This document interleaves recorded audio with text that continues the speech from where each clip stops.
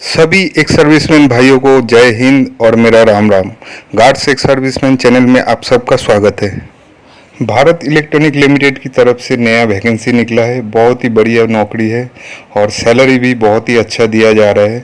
तो कुछ ही देर की वीडियो में जानेंगे क्या है एडवर्टाइजमेंट और क्या है इसका क्राइटेरिया। आइए देखते हैं। आगे बढ़ने से पहले आप लोगों को एक बात बता देता हूँ। मेरे चैनल में नया है तो चैनल को सब्सक्राइब कीजिए। सब्सक्राइब करें या ना करें, वीडियो को शेयर ज़रूर कीजिए ताकि जो भी एक सर्विसमैन भाई जिसको नहीं पता है उसको पता लग जाए और वो टाइम से अप्लाई कर सके। तो इस वीडियो की लिंक जितना हो सके अपने सोशल साइट फेसबुक या व्हाट्सएप पे ज़रूर शेयर कीजिए। यहाँ पे आप देख पा रहे होंगे भारत इलेक्ट्रॉनिक लिमिटेड एक government of India enterprise under the ministry of defence, मतलब सरकारी नौकरी है। बहुत ही बढ़िया वैकेंसी है। यहाँ पे जो वैकेंसी रहेगा वो बिल्कुल परमानेंट नौकरी है। यहाँ पे जो अप्लाई करने का तरीका है वो ऑफलाइन अप्लाई करना होगा। तो आइए एडवर्टाइजमेंट को डिटेल में जानते हैं। ये वैकेंसी है हवलदार सिक्योरिटी के, SSLC plus 15 years of service in Indian armed force, मतलब क्लास 10 पास होना चाहिए और 15 साल की किसी भी आर्मी नेवी एयरफोर्स में 15 साल सर्विस होना चाहिए। और एज यहाँ पे 43 ईयर्स दिया गया है। यहाँ पे टोटल पोस्ट 12 है, जिसमें से अनरिजर्व कैटेगरी के लिए 5, OBC के लिए 3, शेड्यूल कास्ट के लिए 2, ST के लिए 1 और EWS के लिए 1 वैकेंसी है। सैलरी जो है यहाँ पे आप देख पा रहे हो 20,500 से लेके 89,000 तक का सैलरी रहेगा, मतलब अप्रॉक्स 5.8 लाख पर एनाउंस सैलरी रहेगा यहाँ पे। और एक्स्ट्रा जो भी सरकारी अलाउंसेस है जो वेल के कर्मचारियों को दिया जाता है वो सभी यहाँ पे दिया जाएगा। एलिजिबिलिटी क्राइटेरिया, मतलब यहाँ पे क्या क्या क्राइटेरिया दिया गया है तो देखते हैं। यहाँ तो सबसे पहले सिटीजन होना चाहिए इंडिया का, और उसके बाद upper age limit specifies in applicable to general category candidate, मतलब अपर एज लिमिट जो दिया है जनरल कैटेगरी के लिए नॉर्मली रहेगा। रिलैक्सेशन दिया जाएगा OBC या ST SC के लिए। Candidate seeking age relaxation for हवलदार security post will be required to attach copy necessary certificate, मतलब यहाँ पे जो भी सर्टिफिकेट मांगा गया है वो सभी सर्टिफिकेट आपको देना पड़ेगा। EWS कैटेगरी का जो भी कैंडिडेट होगा उसको अपना सर्टिफिकेट शो करना पड़ेगा। और लास्ट में दिया गया है the reservation is 100% for ex serviceman, मतलब ये पूरी जो वैकेंसी है ये सभी के एक्स सर्विसमैन के लिए ही है। तो आप नोटिफिकेशन को गौर से पढ़ लेना। क्वालिफिकेशन एंड एक्सपीरियंस, यहाँ पे सबसे पहला क्वालिफिकेशन जो है SSLC पास, मतलब क्लास 10 पास होना चाहिए। नंबर दूसरा है the candidate should have an exemplary oblique very good record, मतलब एक सर्विसमैन को कैरेक्टर एग्जाम्पलरी या वेरी गुड होना चाहिए। Candidate should be AYA and shape 1, medical category shape 1 होना चाहिए। और फायर ट्रेनिंग इज़ डिज़ायरेबल, मतलब फायर ट्रेनिंग होगा तो रहेगा तो अच्छा रहेगा। Registration at district Sainik welfare board is mandatory, मतलब जिला सैनिक बोर्ड में रजिस्ट्रेशन होना चाहिए। Knowledge of Telugu language essential, मतलब तेलुगु लैंग्वेज उसको जानना चाहिए। अगर साउथ साइड में किसी भी कैंडिडेट का तेलुगु लैंग्वेज आता है तो उसमें अप्लाई कर सके। साउथ साइड के ऑल ओवर इंडिया से किसी को भी अगर तेलुगु लैंग्वेज आता है तो वो इसके लिए अप्लाई कर सकता है। इसके लिए साउथ साइड का होना कोई ज़रूरत नहीं, ऑल इंडिया से कोई भी इसमें अप्लाई कर सकता है। बस एक ही शर्त होना चाहिए, उसको तेलुगु लैंग्वेज आना चाहिए। चाहे आप तेलंगाना से, चाहे आप कर्नाटक से है, चाहे तमिलनाडु से, कहीं से भी हो, आपको तेलुगु भाषा आना चाहिए। उसके बाद आते हैं method of selection. The candidate meeting the criteria will be shortlisted for the selection process. Eligible candidates have undergo physical endurance test, मतलब यहाँ पे फिजिकल टेस्ट के थ्रू ही सिलेक्शन होगा, उसके बाद ही शॉर्टलिस्टेड किया जाएगा रिटन टेस्ट के लिए। उसके बाद आते हैं पे एंड अलाउंसेस। हाँ, ये बहुत ही इंपॉर्टेंट मैटर है।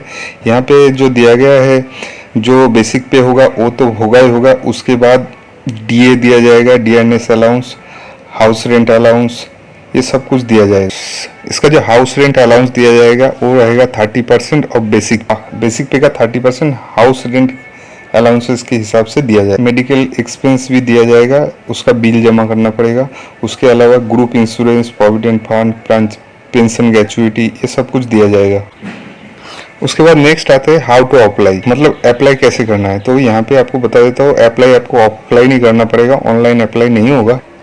यहाँ पे आपको डाउनलोड करना पड़ेगा एप्लीकेशन फॉर्म, जो वेबसाइट दिया हुआ है आप देख पा रहे हो www.bill-india.in। इस वेबसाइट पे आपको एप्लीकेशन फॉर्म डाउनलोड करना पड़ेगा, और मैं इस वेबसाइट का लिंक मैं अपने डिस्क्रिप्शन बॉक्स में दे दूंगा, वहाँ से भी आप एप्लीकेशन फॉर्म को डाउनलोड कर सकते हैं। और उसके साथ आपको क्या क्या डॉक्यूमेंट देना पड़ेगा, ये पहला है रिसेंट पासपोर्ट साइज फ़ोटो देना पड़ेगा, SSLC मार्क कार्ड मतलब 10वीं पास क्लास 10 पास का मार्कशीट का फ़ोटोकॉपी देना पड़ेगा। कैंडिडेट अगर ST SC OBC से बिलोंग करता है तो उसका सर्टिफिकेट देना पड़ेगा। अगर कैंडिडेट OBC NCL कैटेगरी है तो उसको भी सर्टिफिकेट जमा करना पड़ेगा। और अगर आप कोई प्रेजेंट में अगर कोई जॉब कर रहे हो तो वहाँ से आपको NOC सर्टिफिकेट देना पड़ेगा, मतलब no objection certificate. Experience certificate, अगर एक्सपीरियंस सर्टिफिकेट, डिस्चार्ज सर्टिफिकेट वो भी जमा करना पड़ेगा। और डिस्चार्ज सर्टिफिकेट जो आपको मिलता है इंडियन आर्मी फोर्स या आर्मी नेवी एयरफोर्स से, तो वो डिस्चार्ज सर्टिफिकेट भी आपको जमा करना पड़ेगा। यहाँ पे जमा करना मतलब उसका फोटोकॉपी अटेस्टेड करके जमा करना है। और सबसे लास्ट 8 नंबर डॉक्यूमेंट है registration and number of the district Sainik welfare board. अगर आपने जो डिस्ट्रिक्ट सैनिक वेलफेयर बोर्ड में आपका रजिस्ट्रेशन हुआ है उसका नंबर भी यहाँ पे प्रोवाइड करना पड़ेगा। यहाँ पे आप लोगों को एक बात क्लियर कर देना चाहता हूँ कि ये वैकेंसी जो है आंध्र प्रदेश का है, इसका मतलब यह नहीं कि आंध्र प्रदेश के किसी डिस्ट्रिक्ट का रजिस्ट्रेशन होना चाहिए। पूरे इंडिया में कहीं किसी भी सैनिक वेलफेयर किसी भी सैनिक बोर्ड का रजिस्ट्रेशन हुआ है वो भी इसमें अप्लाई कर सकता है। मतलब किसी भी जिला सैनिक बोर्ड में अगर आपने रजिस्ट्रेशन किया है तो भी आप अप्लाई कर सकते हैं, लेकिन वहाँ का जो रिक्वायरमेंट है वो फुलफिल होना चाहिए। उसके बाद आता है general instruction. Before applying the post the candidate should ensure that they fulfill the eligibility criteria mentioned in the advertisement। मतलब इस एडवर्टाइजमेंट जो भी क्राइटेरिया मेंशन किया गया है वो जिसको फुलफिल होगा वही अप्लाई कर सकता है। उसके बाद भी काफ़ी सारा नोटिफिकेशन इंस्ट्रक्शन दिया गया है, जिसको आप नोटिफिकेशन लिंक के थ्रू ओपन करके पढ़ लीजिएगा, क्योंकि कोई भी एप्लीकेशन के लिए फॉर्म फिलअप करना है तो उसका नोटिफिकेशन पढ़ लेना बहुत ही ज़रूरी है। मैं इस नोटिफिकेशन का लिंक अपने डिस्क्रिप्शन बॉक्स में दे दूंगा, उसके थ्रू ओपन करके आप नोटिफिकेशन को ज़रूर एक बार गौर से पढ़ लीजिए। इसका अप्लाई करने का जो लास्ट डेट है वो 8/7/2023, मतलब जुलाई के 8 तारीख तक इसमें अप्लाई करना है। और यहाँ पे एक टेलीफोन नंबर और ईमेल एड्रेस भी दिया गया है, जिसके थ्रू आप ईमेल करके या फ़ोन करके कोई भी क्वेश्चन या क्वेरी है तो आप इसमें ईमेल या फ़ोन करके पूछ सकते हो। अभी नेक्स्ट चलते हैं इसका एप्लीकेशन जो फॉर्म है उसके ऊपर। उसमें आपको बताता है कि एप्लीकेशन फॉर्म भरना कैसे। तो ये है फॉर्म भारत इलेक्ट्रॉनिक्स लिमिटेड।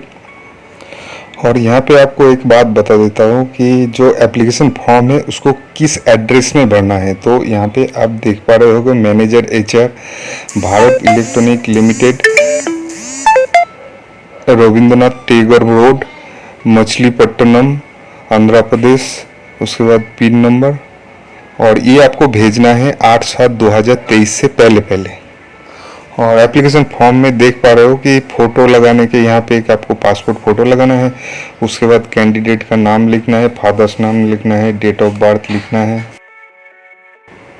और यहाँ पे डेट ऑफ बर्थ लिखना है 1/6/2023 तक। अगर 1/6/2023 तक आपका कितना ईयर, कितना मंथ और कितना साल है वो लिखना पड़ेगा। उसके बाद जेंडर, नेशनलिटी, रीजनल, उसके बाद कैटेगरी, मतलब आप किस कैटेगरी से बिलोंग करते हो, general, EWS, OBC, ST SC किस में है वो इसमें भरना है। मैरिटल स्टेटस, अगर मैरिड अनमैरिड जो भी होगा तो आप सब मैरिड ही होगा, अनमैरिड तो कोई होगा नहीं। उसके बाद परमानेंट एड्रेस, कॉरस्पॉन्डेंस एड्रेस, ये लगभग सबका सेम ही रहता है, अगर किसी का अलग अलग रहता है। कॉरस्पॉन्डेंस एड्रेस मतलब जिस एड्रेस पे आपको लेटर में भेजने से आपको लेटर मिल जाएगा वो होता है correspondence address.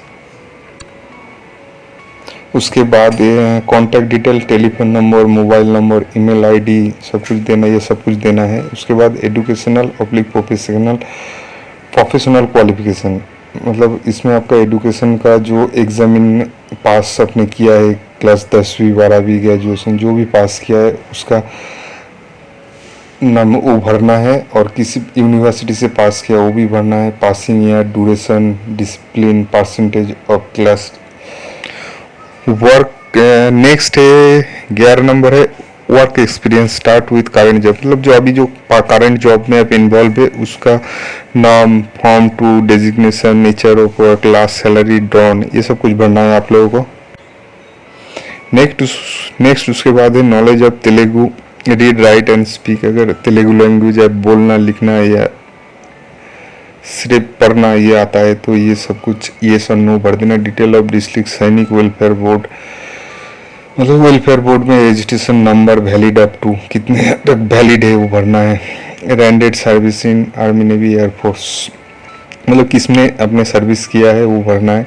Date of enrolment army navy air force का वो भरना है। Discharge public release from service, किस साल आपने डिस्चार्ज हुआ है वो भरना है, और टोटल कितना सर्विस किया वो भी भरना है। और medical category as per service discharge book, मतलब जब आप डिस्चार्ज हुए या रिटायरमेंट लिया है उस टाइम आपका मेडिकल कैटेगरी क्या था वो भरना है।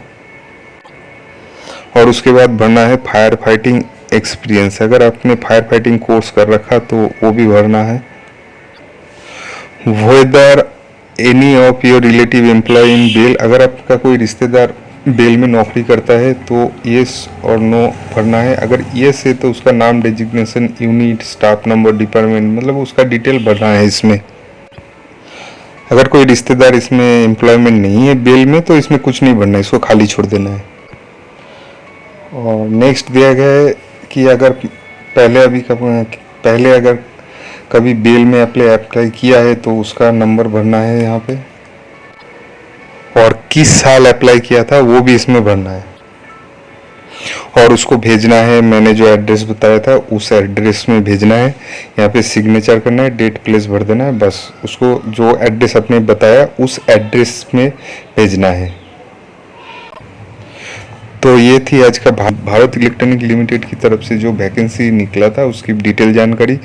तो इस वीडियो को शेयर जरूर कीजिए, आपको बार बार मैं बताता हूँ कि इस वीडियो को शेयर जरूर कीजिए, ताकि बहुत सारे एक्स सर्विसमैन भाई है जिनको पता ही नहीं कि वैकेंसी कहाँ पे निकल रहा है और कहाँ पे नहीं निकल रहा है, और वो सैनिक बोर्ड में जाके रिक्वेस्ट करता रहता है।